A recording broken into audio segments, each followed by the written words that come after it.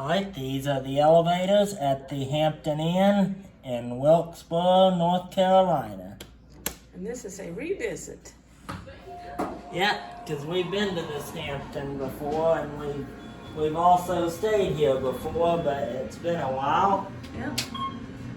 In fact, this is the first Hampton that actually recognized you way before Hamptonality started.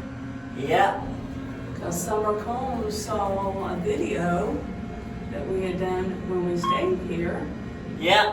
And we were coming back up for a spelling bee. Yeah. And Summer said, come on and she'll give us a free room and turn up your suite. And here we are on 4. Yeah. Head down to 1. And when we got here, what was in the lobby?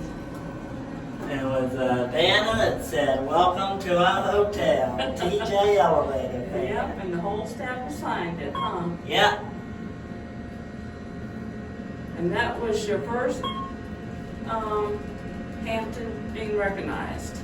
Yeah, because like I said, that was even before Andrea and the elevated Hamptonality. Yep. All right. Hello. Hey, how you doing? Good. How are you? We're good.